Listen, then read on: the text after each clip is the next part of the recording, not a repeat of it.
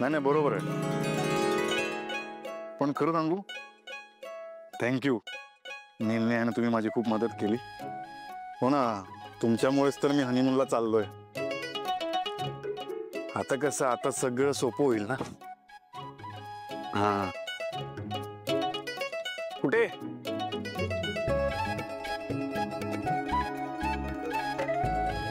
अच्छा असं आहे का? बरं बरं, बघतो. नाही त्या प्लांटला व्हिजिट करावं लागेल. हो नाही ना, बघतो. पण सॉरी तुम्हाला ना, जरा रात्री मी जरा त्रास देतोय. नाही मला जरा फाईल्स हवे आहेत, फाईल्स. हां मी तुम्हाला मेल करतो, तर पाठवा मला डिटेल्स. मेल करतो मी तुम्हाला. हो, किती वेळ लागेल? एक 10 मिनिटात मेल करतो. हां पाठवून द्या. ठीक आहे. हां सोड. नाही का सोडा तुम्ही. तू सोड. नाही सोडत. नाही. बघा काय करताय सारंग सर? हनीमूनची तयारी. जा तुम्ही. जाऊ? खरंच जाऊ? ठीक आहे. सारंग सर थांबा, उशी द्या माझी. नाही देणार. आता तर या मऊ उशीला मी आयुष्यभर असं मिठी मारून बसणार. माझ्यात आणि उशीमध्ये अंतर ठेवणारच नाही मी. घट्ट मिठी मारा. तुम्ही असं काहीतरी विचित्र बोलता. मी येणारच नाही. वाग नवरीबाई, आजपर्यंत कुलदेवताचं तू कारण दिलंस मला. आता तर आपण हनीमूनला चाललोय. आता काय होईल? तिथे तर रोमॅन्टिक वातावरण असेल, निसर्गाच्या सानिध्यात. नद्या असतील, डोंगर असतील, कदाचित समुद्र पण असेल. समुद्र?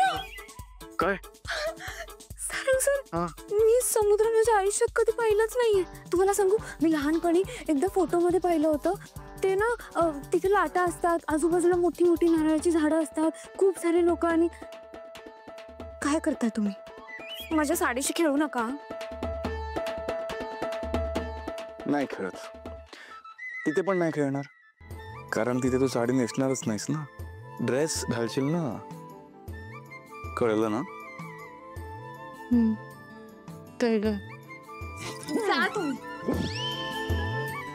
देवाच्या कृपेने सावलीचं सगळं व्यवस्थित सुरू आहे. सारंग पण तिच्यावर मनापासून प्रेम करतो. सावली पण सगळ्यांचा विचार करते. या घरात आता तिला मान मिळतोय. फक्त आई सोडल्या तर सगळ्यांनी तिला स्वीकारले आता. पण मला माहिती आहे, हळूहळू आई सुद्धा तिला स्वीकारतील. कारण शेवटी मनाने खूप चांगल्या आहेत त्या. मला खात्री आहे सगळं ठीक होणार आहे आता.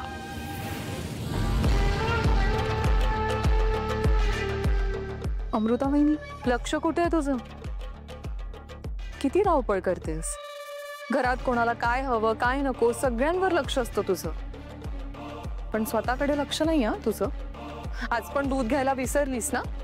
पण बघ, मी आणलंय. जी सगळ्यांची काळजी करते तिची काळजी मला आहे. धर दूध. आणि हे काय, राजकुमार दादा आला नाही अजून? किती उशीर झालाय, किती वाजलेत?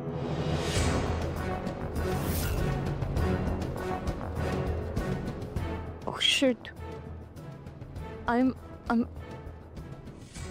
बहिणी, आय एम एक्स्ट्रीमली सॉरी. माझ्या लक्षातच आलं नाही की राजकुमार दादा घरात नाहीये. त्याला मॉमने काढ. बहिणी, I am really sorry. It's okay Aishwarya, मी समजू शकते. पण मी घरात आपला एक माणूस मिसिंग असला तर चुकल्यासारखं वाटतं ना. आपण आपल्याच माणसाला एक संधी नाही का देऊ शकत?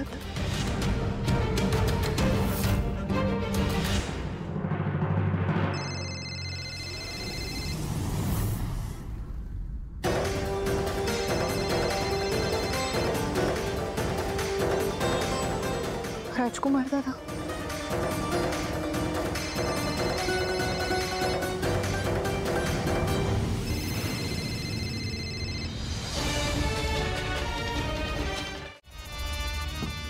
हां आता बोला. थँक्यू सो मच मॅम, बोलायची परमिशन दिल्याबद्दल. वहिनी बोला ना.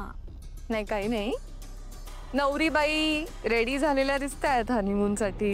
येस.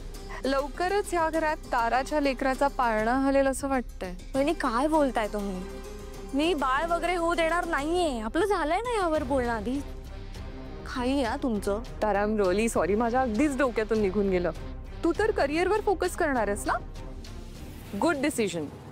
हे बघ तारा, तू मूल होऊ देणार नाहीस, पण ती अतिशहाणी मुलगी सारंगची बायको आगाऊ आहे ती. तिला मूल झालं तर, म्हणजे तिचं आणि सारंगचं मूल जर या घरात आलं तर तुला काहीही किंमत मिळणार नाही घरात. म्हणजे याचा काहीतरी विचार केला असशील ना तू. हे बघा वहिनी, मी त्या दोघांना एकत्र येऊ देणार नाहीच आहे. पण याचा अर्थ असा नाही की मी 24 तास त्यांच्या मागे मागे फिरेन. मला पण माझं लाईफ एन्जॉय करायचं आहे. तारा चिल. माझं असं म्हणणंच नाही की तू 24 तास त्यांच्या मागे फिर. तू एन्जॉय करच तुझं लाईफ.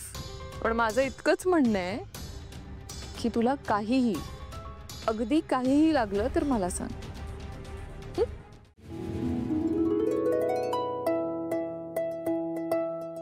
सारंग, हा बा, पहिल्यांदाच एवढ्या मोठ्या कॉन्फरन्सला निघालायस.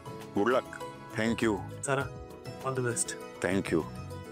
राजकुमार दादा ज्या जबाबदारीने काम करत होता त्याच जबाबदारीने मी काम करण्याचा प्रयत्न करेन. अरे माझी खात्री आहे तू कॉन्फरन्स गाजवणार. तर आता तुम्हाला मी टूरचा प्लॅन सांगणार आहे. बोला साहेब. हा, थँक्यू.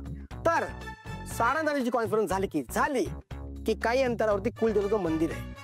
तो दोन्ही जोडप्यांनी दर्शन घ्यायचंय, त्याशिवाय गाडी पुढे जाणार नाहीये. हा? तर सारंग सर, तू काही बोललीस?